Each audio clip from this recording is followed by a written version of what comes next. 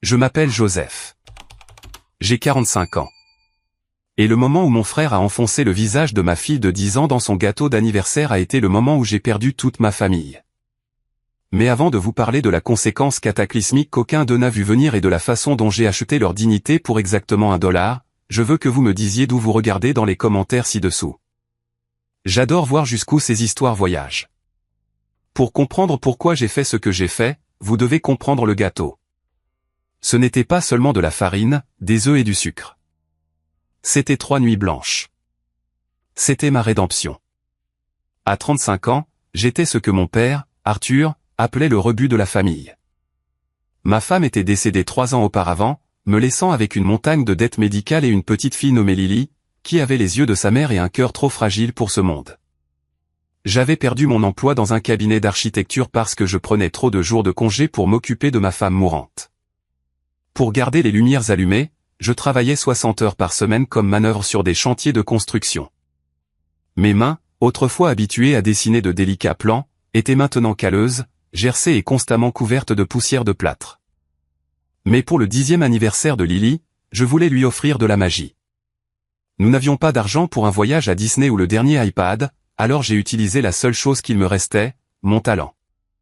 J'ai passé 72 heures à sculpter un château en pâte à sucrer en génoise.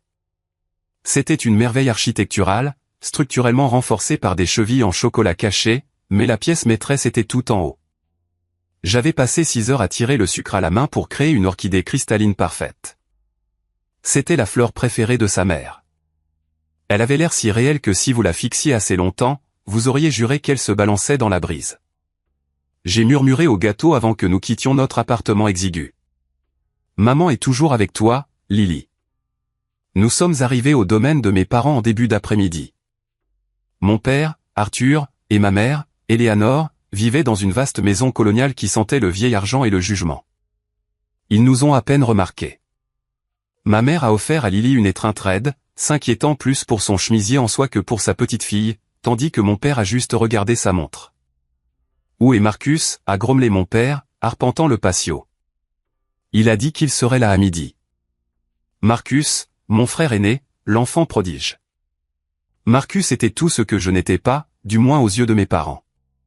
Il était le PDG de l'entreprise de construction familiale, un poste dont il a hérité, pas qu'il a mérité. Il était à pas accent Graveleuil, bruyant et prospère. Du moins, en apparence. Nous avons attendu 2 heures. La glace fondait.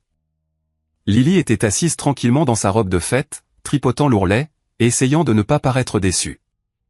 Puis nous l'avons entendu, le rugissement agressif d'un moteur. Une Lamborghini Huracan jaune vif a déboulé dans l'allée, dérapant légèrement avant de s'arrêter sur le gravier. Le visage de mon père s'est illuminé comme s'il voyait le Messie. Marcus est sorti, portant un costume qui coûtait plus cher que ma voiture et des lunettes de soleil qui cachaient ses yeux injectés de sang. Il était ivre, à 14 heures un samedi. La fête est arrivée, a crié Marcus, jetant ses clés au voiturier, qui n'était en fait que le jardinier de la famille. Il a titubé vers nous, apportant avec lui l'odeur de scotch cher et de cigares froids. « Tu es en retard » ai-je dit, la voix tendue. Lily attendait. Marcus a ri. Un son sec et aboyant. « Détends-toi, Joey. Le temps, c'est de l'argent, et j'en gagne beaucoup. » Contrairement à certains. Il a ébouriffé agressivement les cheveux de Lily, défaisant les tresses que j'avais mis 1 heure à faire. « Joyeux anniversaire, gamine. » Tonton Marcus s'est amené lui-même. C'est ça, le cadeau. Il n'a pas apporté de cadeau. Bien sûr que non. Nous nous sommes rassemblés autour de la table du patio pour la découpe du gâteau. J'ai apporté le chef-d'œuvre. La lumière du soleil a frappé l'orchidée en sucre, la faisant scintiller comme un diamant. Lily a halté, ses mains volant à sa bouche. « Papa » a-t-elle murmuré. « C'est magnifique. » Ma mère a reniflé. « Un peu excessif, n'est-ce pas ? Tout ce sucre. » « C'est impressionnant, Joseph » a admis mon père, bien que cela semblait lui faire mal de le dire. « Tu as toujours été bon en travaux manuels. » Marcus se balançait sur ses pieds, fixant le gâteau avec un ricanement. La jalousie émanait de lui.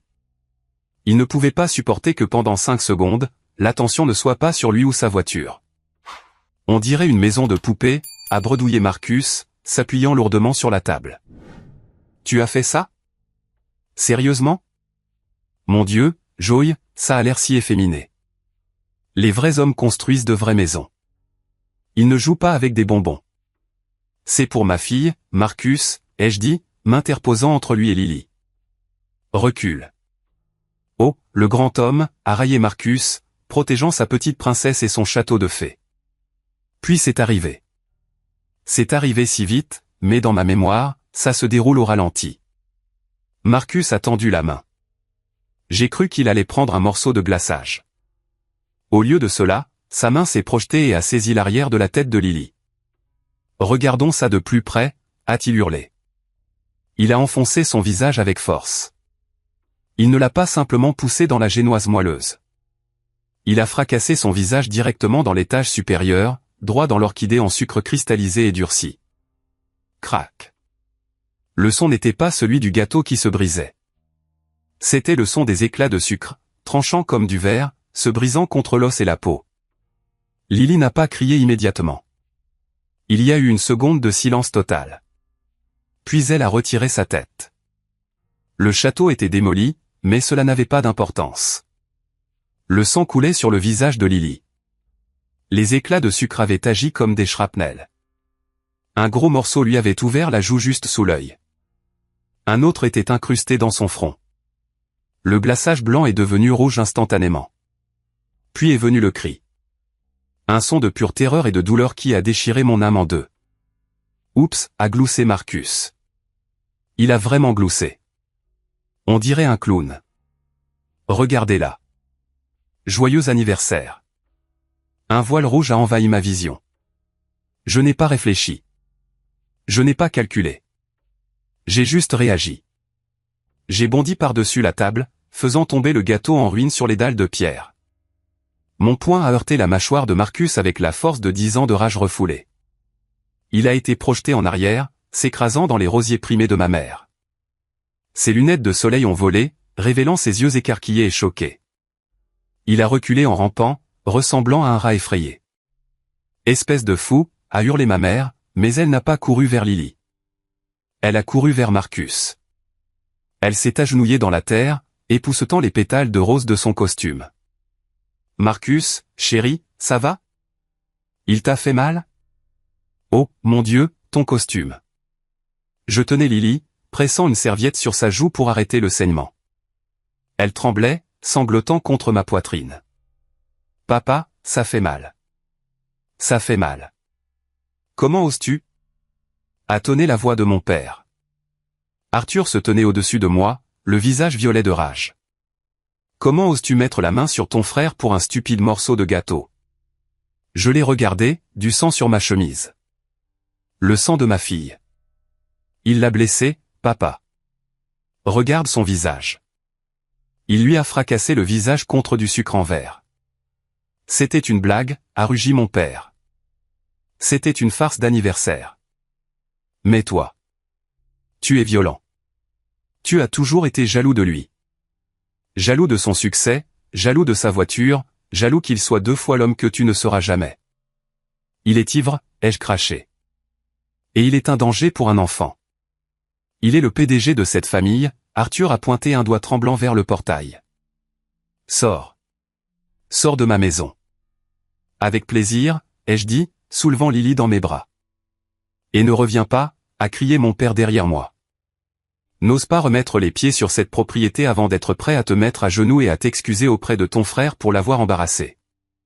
Je me suis arrêté au bord de l'allée. Je les ai regardés. Ma mère époussetait Marcus, le cajolant comme s'il était la victime. Marcus souriait d'un air suffisant, essuyant un filet de sang sur sa lèvre, me regardant avec un triomphe pur. Mon père se tenait là comme une statue du jugement. Je ne m'excuserai pas, ai-je dit, ma voix dangereusement calme. Et Arthur, tu viens de perdre le seul fils qui se souciait vraiment de toi. J'ai mis Lily dans ma berline cabossée. En partant, j'ai vu Marcus donner un coup de pied dans les restes du gâteau, les envoyant dans l'herbe. Je ne le savais pas alors, mais c'était le début de la fin pour eux et le début d'un long et sombre chemin pour moi. Les lumières de la salle d'urgence étaient d'un blanc aveuglant. Elles bourdonnaient avec un faible son électrique qui semblait forer directement dans mon crâne. Lily était assise sur la table d'examen, ses petites jambes pendantes, se balançant nerveusement d'avant en arrière. Le médecin, une femme gentille aux yeux fatigués, a terminé de poser le dernier point de suture sur la joue de Lily. 3 points de suture, 3 fils noirs tissés à travers la peau tendre de ma fille de 10 ans. Ça laissera une cicatrice, a dit doucement le médecin en retirant ses gants en latex. C'est une coupure irrégulière. Nous avons fait de notre mieux, mais le sucre a agi comme du verre. C'est allé en profondeur. J'ai caressé les cheveux de Lily. Elle avait enfin cessé de pleurer, épuisée par le traumatisme. C'est une cicatrice de guerre, bébé, ai-je murmuré, comme une princesse guerrière. Lily a touché le pansement délicatement. Mamie ne m'a pas aidé, a-t-elle dit. Sa voix était si petite, si confuse. Pourquoi est-ce que mamie a aidé tonton Marcus au lieu de moi? Cette question m'a brisé plus que la pauvreté, plus que la solitude du veuvage. C'était la prise de conscience que l'amour conditionnel de mes parents avait finalement été exposé à ma fille. Parce que ce sont des gens brisés, Lily, ai-je dit, la mâchoire serrée, et nous n'allons plus laisser leurs morceaux brisés nous blesser. En nous ramenant à la maison cette nuit-là, l'image du visage de mon père me brûlait l'esprit. Tu as toujours été jaloux de lui. L'ironie était amère. L'adoration de mon père pour Marcus n'était pas basée sur la réalité. Elle était basée sur un mensonge. Un mensonge qui avait commencé 15 ans plus tôt, quand j'étais à l'école d'architecture. Je me suis remémoré ce souvenir alors que les lampadaires défilaient. J'avais 22 ans, je travaillais sur ma thèse de fin d'études, le projet Skyline. C'était un concept révolutionnaire pour des logements urbains durables. J'y avais mis toute mon âme. Marcus, qui ratait son diplôme de commerce, était venu me rendre visite dans ma chambre d'étudiant. Il a vu les plans. Il a vu le potentiel. 2 semaines plus tard, lors d'un dîner de famille, mon père a annoncé que Marcus avait présenté un nouveau concept brillant au conseil d'administration de l'entreprise de construction familiale. Il a sorti mes plans. Marcus les avait photocopiés, avait effacé mon nom et mis le sien. Quand j'ai essayé de protester, mon père a ri. « Oh, Joseph, arrête. Tu n'as pas l'esprit des affaires ou une grande vision. Tu es un homme de détail. Marcus est un visionnaire. Apprends de lui. » C'est ce jour-là que j'ai appris que la vérité n'avait pas d'importance pour mon père. Seule l'image du succès comptait, et Marcus, avec son charisme et son manque de morale, était le miroir parfait de la vanité de mon père. J'ai chassé ce souvenir alors que nous nous garions devant notre immeuble. Maison était un mot généreux. C'était un appartement en sous-sol dans un quartier de la ville où les sirènes de police étaient la berceuse nocturne. Les fenêtres étaient au niveau de la rue, ce qui signifiait que nous avions vu sur les pneus des voitures garées et les pieds des piétons. Ça sentait perpétuellement le béton humide et le chou bouilli du voisin du dessus. « J'ai faim, papa », a dit Lily en entrant dans le salon sombre. Le gâteau d'anniversaire, notre dîner, était resté sur la pelouse du manoir, dévoré par les fourmis. J'ai ouvert le frigo. Une brique de lait, une demi-miche de pain et 2 œufs. Œufs brouillés et toast, ai-je dit, forçant une gaieté que je ne ressentais pas. Le petit déjeuner des champions.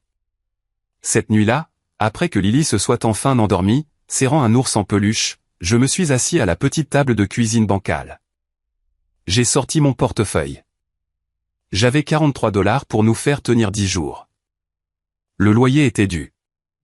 La facture médicale pour les points de suture allait bientôt arriver. Mon téléphone a vibré. C'était un texto de ma mère. « Joseph, ton père est très contrarié. Marcus a très mal. Si tu veux arranger ça, reviens demain seul. Nous pourrons discuter de ton statut d'héritier si tu t'excuses. » L'héritage? C'était toujours leur laisse. La promesse d'un futur argent pour contrôler mon comportement présent. J'ai regardé la silhouette endormie de Lily dans le coin de la pièce. J'ai regardé le pansement sur son visage. J'ai répondu, gardez l'argent. J'ai quelque chose de plus précieux dans cette pièce que ce que vous avez dans tout votre compte en banque. Puis j'ai bloqué le numéro. Le lendemain matin, la réalité de l'exil s'est installée. Je n'avais aucun filet de sécurité, aucun soutien familial. J'ai intensifié mon travail. Je travaillais déjà de jour sur le chantier, transportant des sacs de ciment jusqu'à ce que mon dos hurle. Mais ce n'était pas assez. J'avais besoin de plus. J'ai trouvé un travail de nuit chez Imperial Suite, la pâtisserie la plus huppée de la ville. Ils ne m'ont pas embauché pour faire des gâteaux. Ils m'ont embauché pour récurer les sols et laver les bols de mixage de taille industrielle. Mon service commençait à 18 h, juste après que j'ai récupéré Lily chez la voisine qui la gardait, lui donnait à dîner et la couchait. Puis j'allais à la pâtisserie et je travaillais jusqu'à 2 h du matin. C'était épuisant. Mes mains étaient à vif à cause de la chaux du chantier, puis trempées dans l'eau de vaisselle pendant des heures. Ma peau a commencé à peler. Mes yeux avaient des cernes permanents. Mais il y avait quelque chose à propos de cette pâtisserie. En récurant les casseroles, j'observais les chefs pâtissiers. Je les regardais se battre avec la gravité. C'étaient des artistes, oui, mais ils n'étaient pas des ingénieurs. Un soir, environ 3 mois après mon exil, je passais la serpillière près du poste de décoration. Le chef pâtissier, Marco, jurait en italien. Il essayait d'assembler un gâteau de mariage à 5 étages, mais l'étage inférieur ne cessait de bomber sous le poids. « C'est trop lourd », a crié Marco en jetant une spatule. La structure est faible. J'ai arrêté de passer la serpillière. J'ai regardé le gâteau. Je n'ai pas vu de la génoise et de la crème. J'ai vu des murs porteurs et des contraintes de compression. Les chevilles ne sont pas alignées avec le centre de gravité, ai-je marmonné presque pour moi-même. Marco s'est retourné. « Que as-tu dit, le plongeur ?» Je me suis figé. J'avais besoin de ce travail. « Rien, chef. Juste les chevilles. Vous les avez en formation carrée, mais le gâteau est rond. La répartition du poids est inégale. Si vous utilisez une formation triangulaire avec un support central, la charge se transfère sur la base, pas sur le gâteau lui-même. » Marco m'a dévisagé. Les autres pâtissiers ont arrêté de travailler. Le silence était épais. Triangulaire. Marco a regardé le gâteau. Il m'a regardé. « Tu es un bâtisseur, n'est-ce pas ?» « Le jour, oui, chef. »« Lave-toi les mains, » a ordonné Marco. « Viens ici. » Cette nuit-là, je n'ai pas lavé une autre assiette. J'ai aidé Marco à rempiler le gâteau en utilisant un système de chevilles triangulaires. Il tenait parfaitement droit. C'était une petite victoire. Je suis retourné à l'évier la nuit suivante, mais une graine avait été plantée. Je n'étais pas seulement un manœuvre. J'étais un architecte. Et je commençais à réaliser que l'architecture ne s'appliquait pas seulement au béton et à l'acier. Elle s'appliquait au sucre et à la farine. J'ai économisé chaque centime. J'ai acheté des livres d'art pour Lily. Je me suis acheté des livres de pâtisserie avancée. Pendant ce temps, silence de ma famille. Pas d'excuses. Pas de nouvelles de Lily. J'ai entendu dire par des oui-dire que Marcus avait acheté une nouvelle voiture de sport. Qu'ils gardent leur voiture, pensais-je, en récurant une casserole brûlée jusqu'à ce que mes jointures saignent. Je construis quelque chose de plus solide. 6 mois après le début de ma double vie, la tempête a éclaté. C'était un mardi après-midi. J'étais à la pâtisserie plus tôt parce que la pluie avait arrêté le chantier de construction. L'atmosphère dans la cuisine était frénétique. La panique flottait dans l'air comme une odeur de sucre brûlé. La fille du maire Thompson se mariait le samedi. Imperial Suite avait été chargée de créer le gâteau de mariage du siècle. Il devait s'agir d'une réplique de 2 mètres de haut de la cathédrale Notre-Dame, mais le désastre avait frappé. Le chef Marco, la seule personne capable d'exécuter la structure, avait glissé sur un sol mouillé 1 heure auparavant. Il s'était cassé le bras droit et s'était déboîté l'épaule.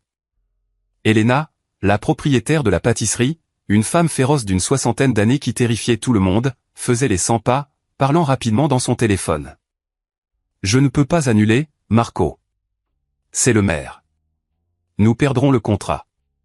On nous poursuivra en justice. » Elle a raccroché violemment et a regardé l'équipe de jeunes pâtissiers terrifiés.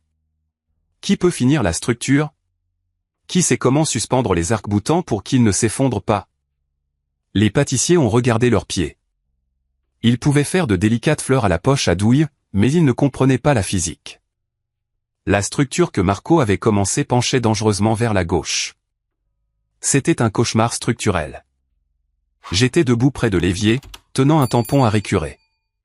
J'ai regardé le plan du gâteau épinglé au mur. Il était défectueux. Le design de Marco reposait sur des supports internes rigides qui se casseraient si le gâteau se tassait. Il fallait un système de suspension flexible. Mon cœur battait la chamade contre mes côtes. C'était le moment. Je peux le réparer, ai-je dit. Ma voix était plus forte que je ne l'avais prévu. Le silence s'est fait dans la cuisine. Elena a tourné son regard perçant vers moi. Vous, le plongeur? J'étudiais l'architecture, ai-je dit en m'avançant, essuyant mes mains mouillées sur mon tablier, et je travaille dans la construction. Je connais les structures porteuses. Le design de Marco est rigide. Le gâteau va se tasser et fissurer la pâte à sucre. Il vous faut une structure interne basée sur la tension. Elena a regardé la structure penchée, puis m'a regardé. Elle n'avait rien à perdre. Vous avez 2 heures, a-t-elle dit, sa voix comme de la glace. Si vous ruinez mes ingrédients, je le déduirai de votre salaire pour les 10 prochaines années. Je n'ai pas perdu une seconde. J'ai attrapé les tuyaux en PVC et les chevilles en bois. Je n'ai pas abordé cela comme un pâtissier. Je l'ai abordé comme un constructeur. J'ai créé un système en porte-à-faux pour les arcs-boutants. J'ai utilisé du chocolat noir fondu, qui durcit comme du ciment, pour souder les joints, les renforçant avec du fil de qualité alimentaire. J'ai travaillé en transe. Mes mains, habituellement maladroites de fatigue, étaient stables. J'ai ressenti la même montée d'adrénaline que je ressentais à l'école d'architecture. Je construisais. Je créais. À la fin des 2 heures, le squelette de la cathédrale se tenait rigide et parfait. J'avais même recalculé la répartition du poids pour les étages supérieurs. C'est prêt pour la génoise, ai-je dit en reculant. Elena a fait le tour de la structure. Elle l'a poussé doucement. Elle n'a pas vacillé. Elle l'a poussé plus fort. Elle a tenu bon. Elle m'a regardé. M'a vraiment regardé pour la première fois. Où avez-vous appris à faire ça? Mon frère construit des maisons qui s'effondrent, ai-je dit, un sourire sombre effleurant mes lèvres. J'ai appris à construire des choses qui tiennent debout. Nous avons fini le gâteau. Une fois la pâte à sucre appliquée et les détails peints, c'était à couper le souffle. Ce n'était pas juste de la nourriture. C'était de l'art. Le maire Thompson était ravi. Le mariage fut un triomphe. Le lundi, Elena m'a appelé dans son bureau. Je pensais que j'allais avoir des ennuis pour avoir outrepassé mes fonctions. Posez ce tablier, Joseph, a-t-elle dit en désignant une chaise. Vous avez fini de laver la vaisselle. Mon estomac s'est noué. Madame Elena, j'ai besoin de ce travail. J'ai une fille. Je ne vous licencie pas, idiot, a-t-elle lancé, bien que ses yeux fussent chaleureux. Je vous promeux. Je crée un nouveau poste, pâtissier structurel.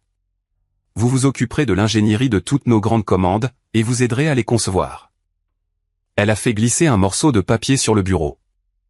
C'était un contrat. Le salaire était 3 fois supérieur à ce que je gagnais sur le chantier et au travail de plongeur combiné. Vous avez des mains en or, Joseph, a-t-elle dit doucement. Ne les gaspillez pas à nettoyer les dégâts des autres. J'ai fixé le chiffre sur le papier. J'ai pensé à la chambre en sous-sol de Lily. J'ai pensé à la voiture avec le voyant moteur allumé. J'ai pensé au texto de ma mère m'offrant des miettes. J'ai signé le papier. Ce fut le tournant.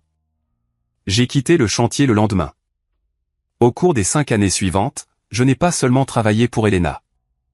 J'ai révolutionné l'industrie. J'ai combiné mes connaissances en architecture avec la pâtisserie. Nous avons créé des gâteaux qui défiaient la gravité, des étages flottants, des châteaux rotatifs, des gratte-ciel comestibles. Finalement, Elena a voulu prendre sa retraite. Elle m'a proposé de me vendre la marque, mais j'avais une autre idée. Je voulais commencer quelque chose de nouveau, quelque chose qui honorerait les 2 femmes les plus importantes de ma vie. J'ai lancé JNL Structure, Joseph et Lily.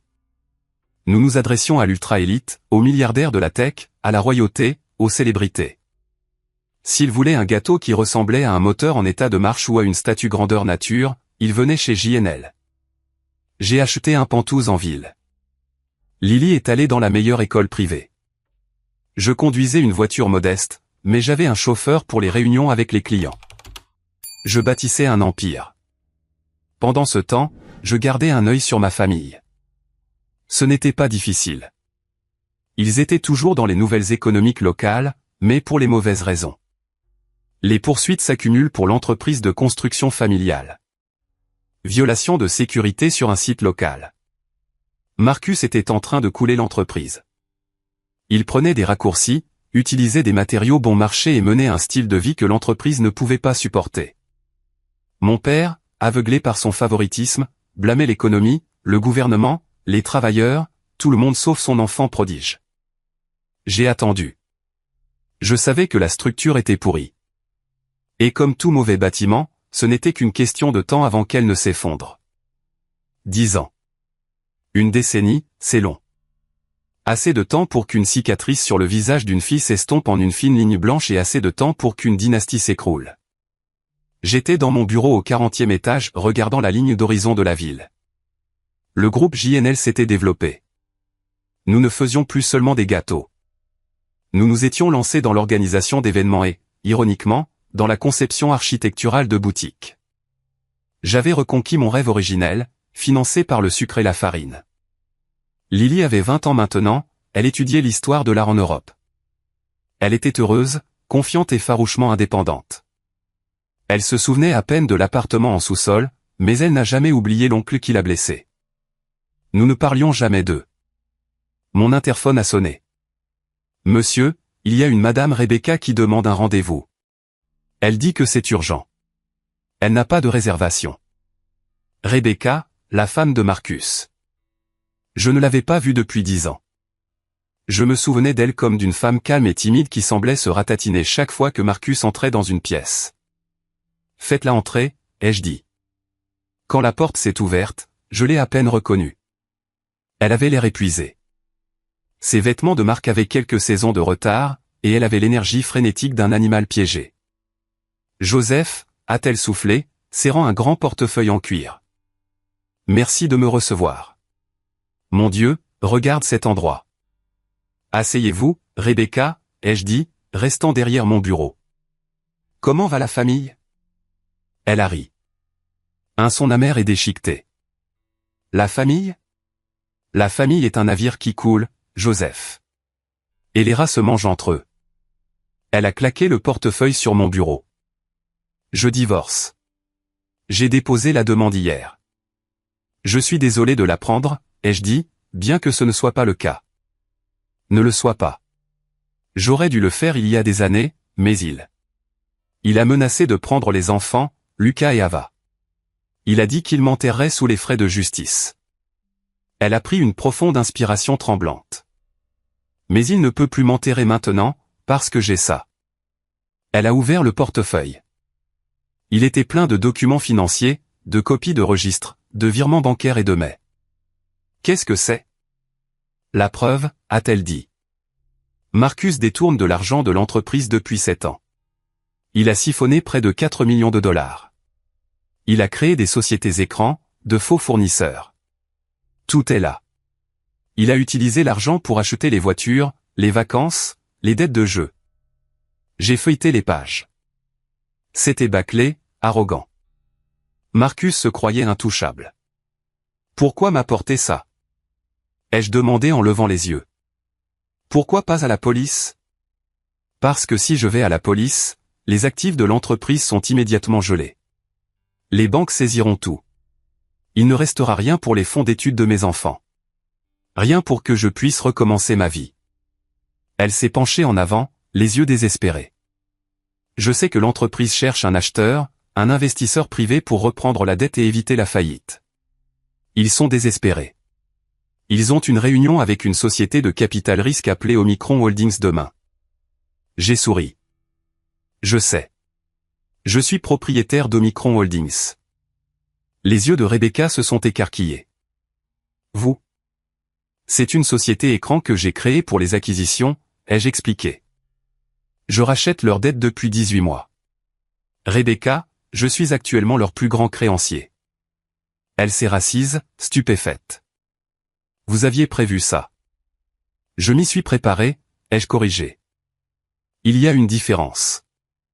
Si vous achetez l'entreprise, a dit Rebecca, sa voix tremblante, qu'arrive-t-il à Marcus? Il va en prison, ai-je dit calmement. Ces documents que vous m'avez apportés, c'est le clou dans son cercueil. Mais je vais vous proposer un marché, Rebecca.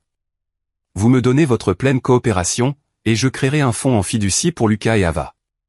Ils ne souffriront pas des péchés de leur père. Je ne laisserai pas une autre génération d'enfants être blessés par cet homme.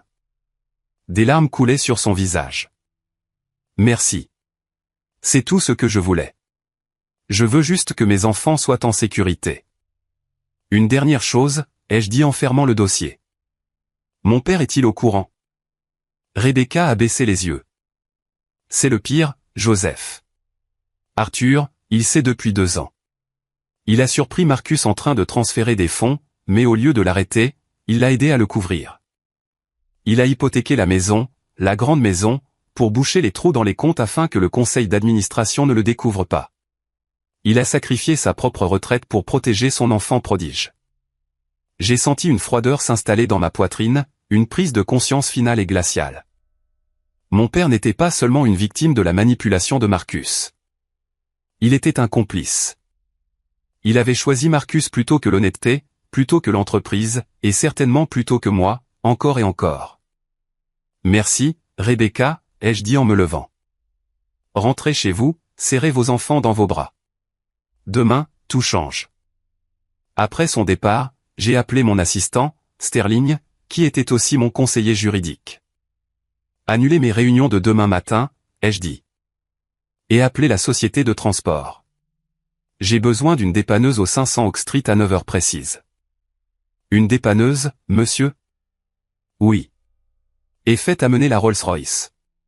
Je vais à une réunion. J'ai regardé les documents une dernière fois. Les chiffres étaient en noir et blanc, mais tout ce que je voyais était rouge. Le rouge du gâteau, le rouge du sang. Il était temps de recouvrer la dette. L'air du matin était vif. J'étais assis à l'arrière de la Fantôme, regardant les rues familières défiler. C'était le quartier où j'avais grandi, mais il me semblait maintenant un pays étranger. Nous sommes entrés dans le parking de Harrison Construction. Le bâtiment avait l'air fatigué. La peinture s'écaillait et l'aménagement paysager était envahi par la végétation. C'était une manifestation physique du leadership de mon père. Et elle était là, juste au centre des places de direction, occupant 2 espaces en diagonale. Une Lamborghini jaune vif. Ce n'était pas la même qu'il y a 10 ans. Il l'avait échangée, mais c'était la même arrogance. Même alors que l'entreprise brûlait, Marcus devait avoir l'air d'un roi. Arrêtez-vous ici, ai-je dit à mon chauffeur. Nous sommes restés au ralenti près de l'entrée. J'ai vérifié ma montre. 8h55. Une dépanneuse à plateau lourd a tourné au coin, ses gyrophares ambrés clignotants. Elle était à l'heure. Le chauffeur de la dépanneuse, un homme costaud nommé Mike que j'avais engagé personnellement, a reculé vers la Lamborghini. Je suis sorti de la Rolls-Royce.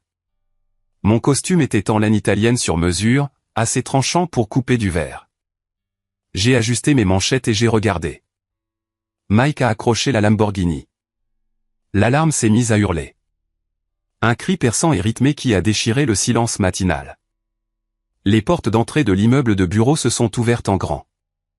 Marcus est sorti en trombe, suivi de mon père. Qu'est-ce que vous foutez » a crié Marcus en courant vers le camion. Il avait l'air plus vieux, plus bouffi. Le gonflement dû à l'alcool était évident sur son visage. C'est une voiture à 200 000 $. Posez-la.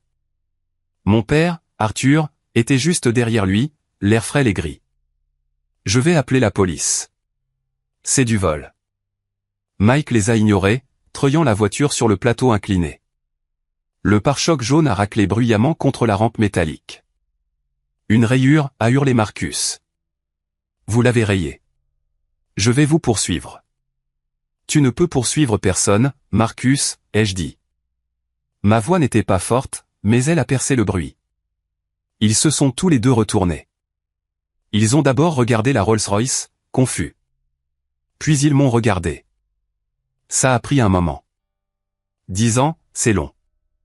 J'avais une barbe maintenant. J'étais plus large. Je me tenais plus droit.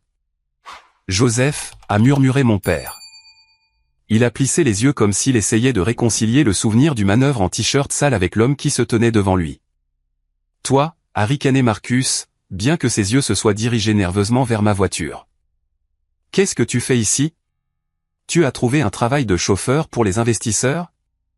Il a ri, mais c'était un son faible et creux. Dis à ton patron de dire à cet idiot de poser ma voiture. Je n'ai pas de patron, Marcus, ai-je dit en marchant lentement vers eux. Et cette voiture ne t'appartient pas.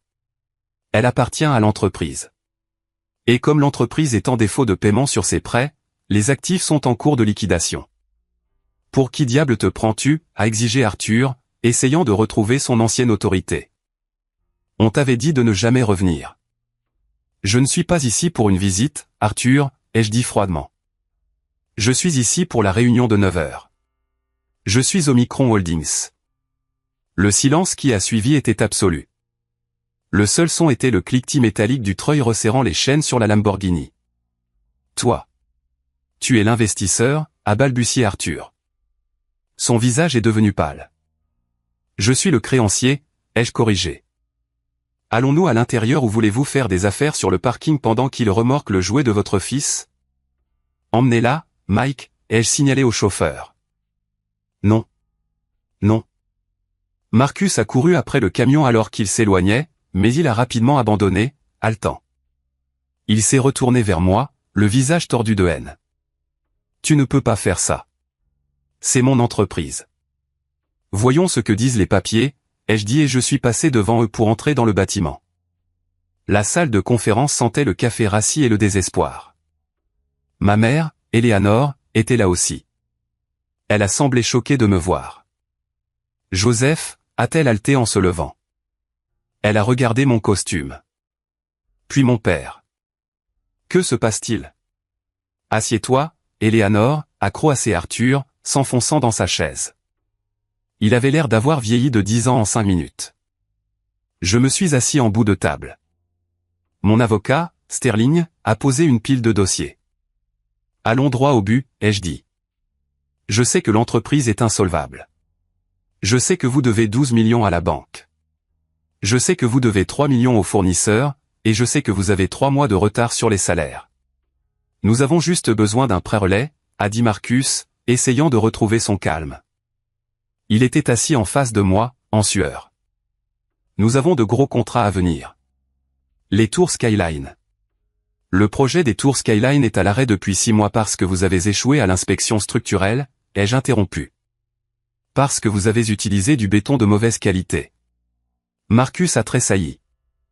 Je ne suis pas ici pour vous accorder un prêt, ai-je dit. Je suis ici pour acheter l'entreprise. Nous ne vendrons pas pour moins de 20 millions, a dit Arthur, essayant de négocier. La valeur de la marque à elle seule. La marque est toxique, ai-je dit. Je propose de prendre en charge toutes les dettes. Je paierai aux employés les salaires que vous leur avez volés. Je paierai les fournisseurs. Et qu'est-ce qu'on y gagne, a demandé Marcus avec avidité. Quelle est la contrepartie pour les propriétaires? J'ai mis la main dans ma poche. J'ai sorti un seul billet de $1, impeccable. Je l'ai posé sur la table en acajou et je l'ai fait glisser vers mon père. $1, ai-je dit. C'est une blague, Marcus a frappé la table de sa main. $1? Tu es fou? Ce n'est pas une blague, ai-je dit. C'est le prix de votre dignité. Prenez-le et je couvre les dettes. Laissez-le et je m'en vais. La banque saisit demain. Vous perdez la maison, les voitures, tout. Et vous ferez face à une enquête pour fraude sans avocat parce que vous ne pourrez pas vous en payer un. Fraude? La voix de ma mère tremblait. Quelle fraude? J'ai regardé Marcus. Il était blanc comme un linge. On y va, Marcus, ai-je demandé doucement. Où je dois montrer les diapositives. Marcus a regardé son père. Arthur a regardé la table, refusant de croiser le regard de quiconque. Signez les papiers, ai-je dit. Joseph, s'il te plaît, a plaidé ma mère. Nous sommes une famille. Une famille? J'ai ri. C'était un son froid. Une famille, ce sont les gens qui vous protègent. Vous l'avez regardé fracasser le visage de ma fille contre des éclats de verre et vous vous êtes inquiété pour son costume. Ne me parlez pas de famille. J'ai tapoté le billet d'$1. $1 pour tout. Tic-tac. Arthur a pris le stylo d'une main tremblante. Il a regardé Marcus, puis moi. Il a réalisé qu'il n'avait pas le choix. Il a signé. Fait, ai-je dit en me levant. Maintenant, sortez de ma chaise. L'encre était à peine sèche sur le contrat que l'atmosphère dans la pièce est passée du désespoir à la confusion. Mon père, Arthur, était affalé sur sa chaise, fixant le billet de $1 comme si c'était un serpent venimeux. Marcus faisait les 100 pas, se tordant les mains. D'accord, marmonna Marcus. Tu as acheté l'entreprise. Très bien. Tu as marqué ton point, petit frère. Maintenant, quel est le plan? Je suppose que je reste en tant que PDG. Je veux dire, je connais les clients. Tu as besoin de moi pour la transition. J'ai regardé Sterling, mon avocat. Sterling a réprimé un sourire narquois et a connecté son ordinateur portable au projecteur de la salle de conférence. Assieds-toi, Marcus, ai-je ordonné. Je dis juste que tu ne peux pas diriger ça sans moi, a insisté Marcus en tirant une chaise. Je suis la vision. La vision, ai-je répété. Sterling, diapositive 1, s'il vous plaît. Un tableur est apparu sur l'écran derrière moi. Qu'est-ce que c'est? Marcus a plissé les yeux. C'est un registre des paiements à Golden Horizon Supply, ai-je dit. Un fournisseur qui a facturé à cette entreprise $4,2 millions au cours des 7 dernières années pour des matières premières. Et alors? Le béton coûte cher, a dit Marcus, bien que sa voix se soit cassée. Golden Horizon Supply n'existe pas, ai-je dit. C'est une société écran enregistrée aux îles Caïmans. Le seul signataire, c'est toi, Marcus. Ma mère a halté. Marcus, de quoi parle-t-il? C'est un mensonge, a crié Marcus en se levant d'un bond. Il invente tout ça. Diapositive 2, ai-je dit. Des copies de virements bancaires sont apparues, de Golden Horizon directement à un concessionnaire de voitures de luxe, à un casino de Vegas, à un service de location de jet privé. Tu as volé $4 millions à l'entreprise, ai-je dit, ma voix s'élevant. Tu ne l'as pas seulement coulé. Tu l'as pillé. Tu as volé les travailleurs. Tu as volé le fonds de pension. Maman, ne l'écoute pas, a hurlé Marcus en regardant Eleanor. Et voici la partie la plus intéressante, ai-je dit en me tournant vers mon père. Diapositive 3. Une chaîne de mails est apparue. Elle datait d'il y a 2 ans. De Papa Arthur à Marcus. Sujet, l'audit. Marcus. Les auditeurs posent des questions sur les factures Horizon. J'ai déplacé $500 000 des comptes de retraite pour combler le trou. Règle ça. Si ta mère découvre que nous sommes ruinés, ça la tuera. Arrête d'acheter des voitures. La pièce est devenue silencieuse comme la mort. Ma mère a lentement tourné la tête vers mon père. Son visage était un masque d'horreur. Arthur, a-t-elle murmuré. Tu savais. Tu savais qu'il volait. Tu as pris notre argent de retraite? Arthur ne pouvait pas parler. Il a juste baissé la tête. Tu as hypothéqué la maison, ai-je dit en regardant ma mère. Tu penses que c'était pour le ralentissement du marché? Non. Papa a signé la 2e hypothèque pour couvrir les dettes de jeu de Marcus. Je devais le faire, a balbutié Arthur, des larmes coulant de ses yeux. C'est mon fils. Je ne pouvais pas le laisser aller en prison. Je pensais qu'il allait se ressaisir. Tu pensais qu'il était l'enfant prodige, ai-je terminé pour lui. Tu as misé sur le mauvais cheval, papa. Tu as passé ta vie à me dire que j'étais le raté parce que Marcus a volé mes plans à l'université. Oui, je savais ça aussi. Et tu t'es convaincu qu'il était un génie, mais il n'était qu'un parasite.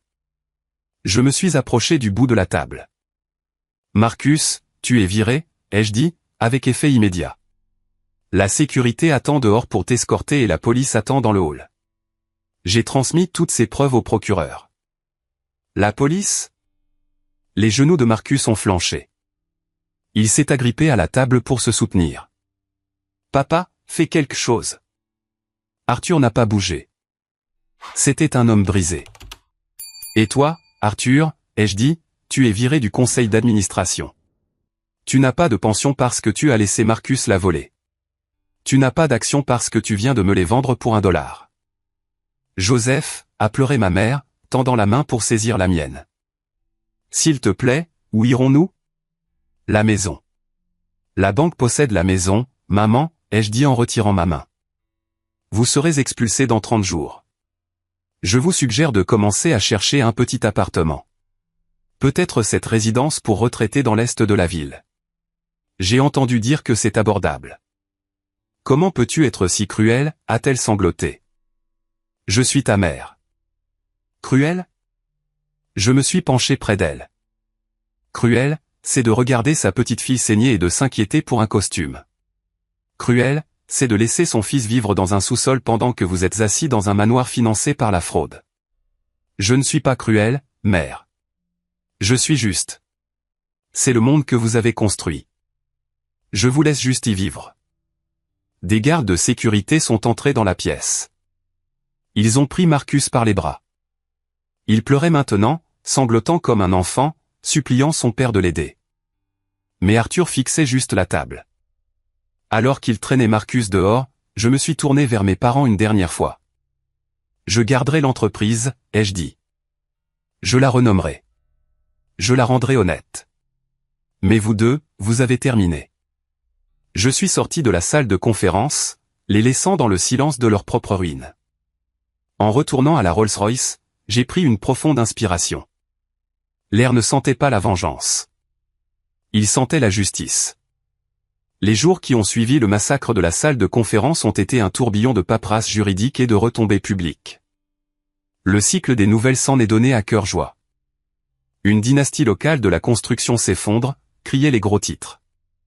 L'enfant prodige arrêté pour une fraude de plusieurs millions de dollars.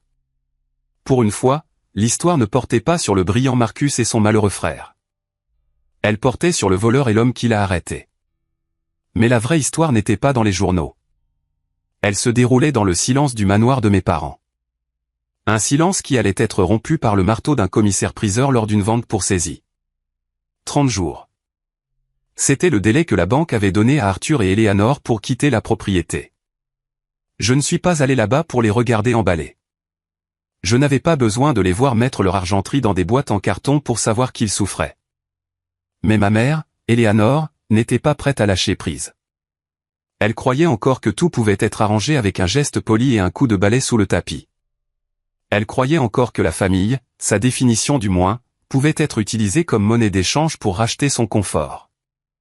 2 semaines après la prise de contrôle, un paquet est arrivé à mon Pentouse. Il était emballé dans un papier épais de couleur crème avec un ruban de soie.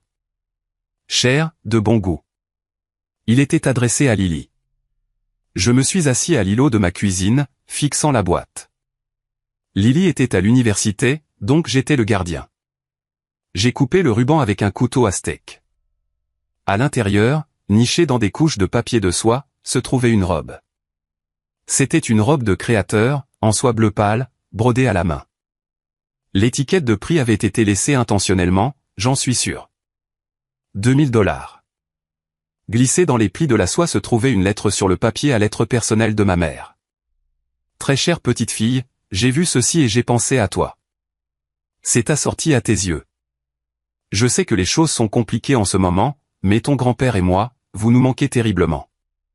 Nous déménageons dans un endroit plus petit et nous aurions vraiment besoin d'aide pour les frais de transition.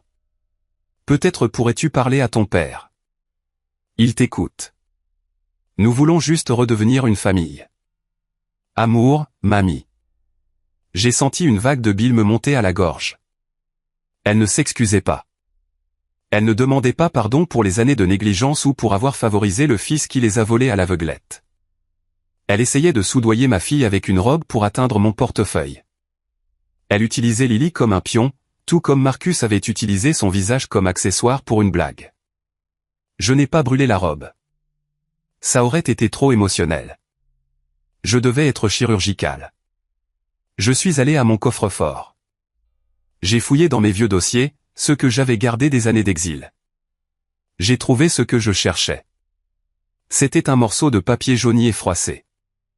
La facture des urgences d'il y a 10 ans. Patient, Lily. Procédure, réparation de lacération, faciale. Coût, 1200 $. J'avais payé cette facture en sautant des repas pendant un mois. J'ai plié la facture. J'ai remis la robe dans la boîte. J'ai ajouté la facture par-dessus la soie. Puis j'ai écrit une note de ma part. Mère, tu ne peux pas utiliser la soie pour couvrir la cicatrice que ton fils a créée. Tu as ignoré cette facture il y a 10 ans. Maintenant, tu ne peux pas te permettre la robe. Ne contacte plus ma fille. Si tu le fais, l'allocation mensuelle que j'ai gracieusement décidé de ne pas annuler disparaîtra. Profite bien de la maison de retraite. J'ai scellé la boîte et l'ai fait retourner par un coursier dans l'heure. Ce fut la dernière fois que ma mère a essayé de me manipuler. Le silence qui a suivi a été la première véritable paix que j'ai ressentie en une décennie. Mais faire table rase ne consistait pas seulement à punir les coupables. Il s'agissait de protéger les innocents. Quelques jours plus tard, j'ai rencontré Rebecca dans un café tranquille près du parc. Elle avait l'air différente. La terreur avait disparu de ses yeux, remplacée par un soulagement las. Elle tenait les mains de ses 2 enfants, Lucas, 8 ans, et Ava, 6 ans. Ils ressemblaient à Marcus. Ils avaient sa mâchoire, ses cheveux, mais ils n'avaient pas sa cruauté. C'étaient juste des enfants, confus de savoir pourquoi papa ne rentrait pas à la maison et pourquoi il devait déménager. Merci d'être venu, Joseph, a dit Rebecca en me tirant une chaise. Je tiens mes promesses, Rebecca, ai-je dit. J'ai fait glisser une enveloppe épaisse sur la table. Qu'est-ce que c'est, a-t-elle demandé. J'ai liquidé la Lamborghini, ai-je dit, et j'ai vendu la résidence d'été que Marcus a achetée avec les fonds détournés. Légalement, cet argent appartient à l'entreprise, ce qui signifie qu'il m'appartient. Elle a baissé les yeux, honteuse. Je sais, il l'a volé. J'ai pris cet argent, ai-je continué, et j'ai créé un fonds en fiducie irrévocable pour Lucas et Ava. Il couvre leur éducation, leurs soins de santé et leurs frais de subsistance jusqu'à leurs 25 ans. L'allocation est généreuse. Vous n'aurez pas à lutter. Rebecca a ouvert l'enveloppe. Elle a vu les chiffres et a haleté, sa main volant à sa bouche. Des larmes ont immédiatement rempli ses yeux. Joseph, pourquoi? Après tout ce que Marcus t'a fait. Ce sont ses enfants. J'ai regardé les enfants. Lucas dessinait sur une serviette. Ava mangeait un cookie. Ce sont ses enfants, ai-je convenu. Mais ce sont aussi tes enfants. Et ils sont de mon sang. Mon père m'a puni pour des péchés que je n'avais pas commis. Il a puni Lily parce qu'il ne m'aimait pas. Je brise ce cycle, Rebecca. Les péchés du père s'arrêtent ici. Je me suis penché plus près. Mais il y a une clause stricte dans la fiducie. N'importe quoi, a-t-elle dit. Marcus ne pourra jamais en toucher un centime. Pas pour une caution, pas pour un avocat, pas pour un paquet de cigarettes. S'il accède à cet argent, le fonds est dissous et va à une œuvre de charité. Comprenez-vous? Il ne le fera pas, a promis Rebecca, un regard dur apparaissant dans ses yeux. Il est en prison, Joseph. Et quand il sortira, il ne s'approchera pas de nous. J'ai déposé l'ordonnance restrictive hier. Bien. Je me suis levé et j'ai regardé les enfants une dernière fois. Dites-leur. Dites-leur que tonton Joseph veille sur eux. Mais ne les amenez pas me voir. Pas encore. Il lui ressemble trop. C'était une chose difficile à dire, mais c'était la vérité.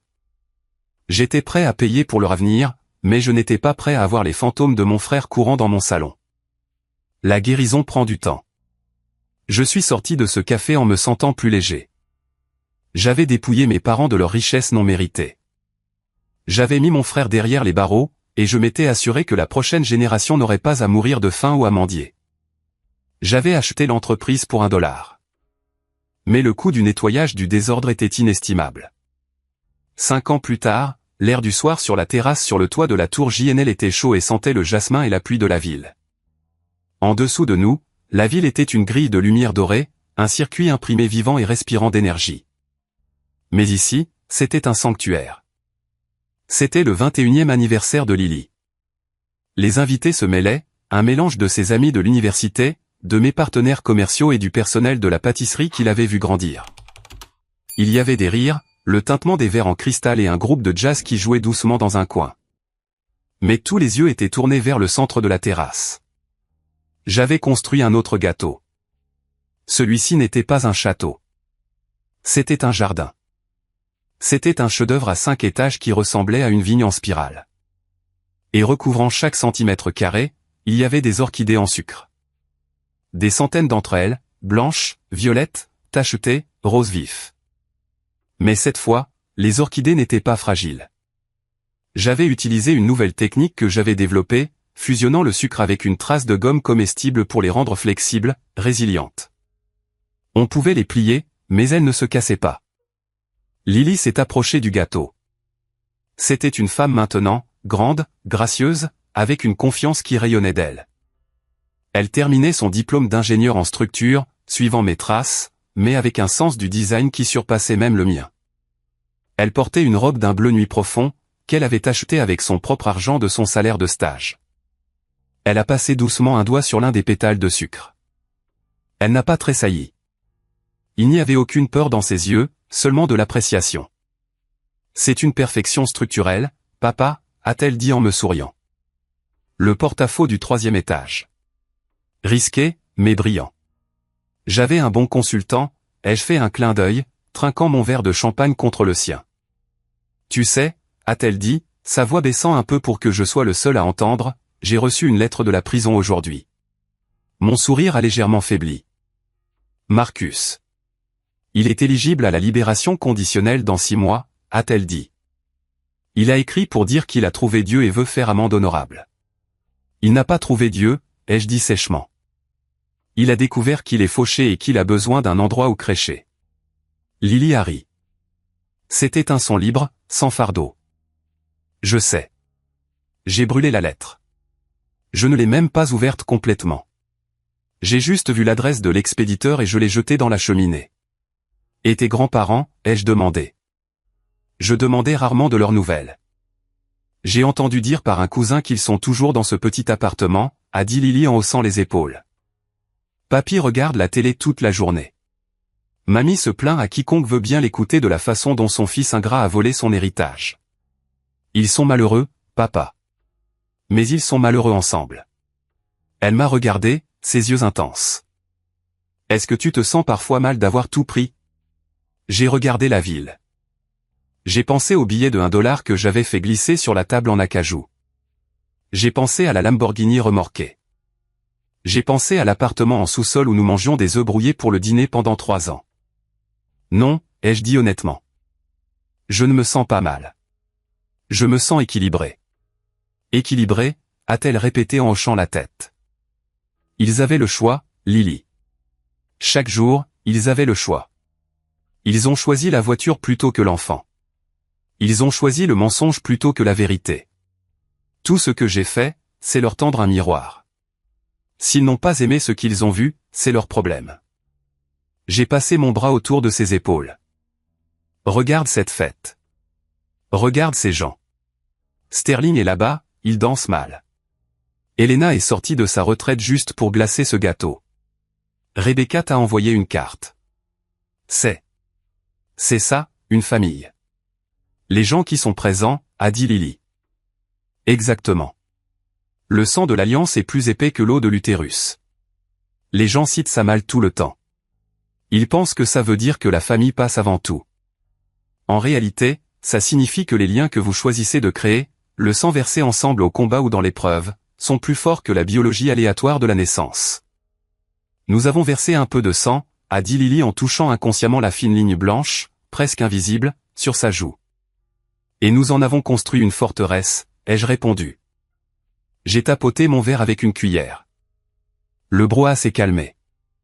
Un discours, a crié quelqu'un. J'ai regardé la foule. J'ai regardé ma fille, debout, grande et intacte, face à la ligne d'horizon. Je n'ai pas de long discours, ai-je dit, ma voix portant clairement dans l'air nocturne. J'ai juste un toast. J'ai levé mon verre. Aux choses qui se brisent, ai-je dit. Et aux mains qui sont assez fortes pour les reconstruire, meilleures qu'avant. aux architectes de nos propres vies. Et à ma fille, Lily, la structure la plus solide que je connaisse. À Lily, a acclamé la foule. Alors que la musique reprenait et que le gâteau était coupé, avec un vrai couteau cette fois et avec joie au lieu de méchanceté, j'ai pris du recul. J'ai réalisé quelque chose à ce moment-là. Mon père m'avait mis à la porte parce qu'il pensait que j'étais faible. Il pensait que parce que je travaillais avec mes mains, parce que je me souciais des détails, parce que j'aimais un art efféminé comme la pâtisserie, je n'étais pas un homme. Mais il avait tort. Il faut un homme pour construire un gratte-ciel, mais il faut un père pour construire un foyer à partir de rien. Il faut de la force pour frapper un tyran, mais il faut du pouvoir pour démanteler son monde entier sans lever le petit doigt. J'avais gagné non pas parce que j'avais l'argent ou l'entreprise ou la Rolls-Royce. J'avais gagné parce que ma fille souriait. J'ai pris une bouchée du gâteau. Il était sucré, avec une pointe de vanille et de résilience. Il avait le goût de la victoire.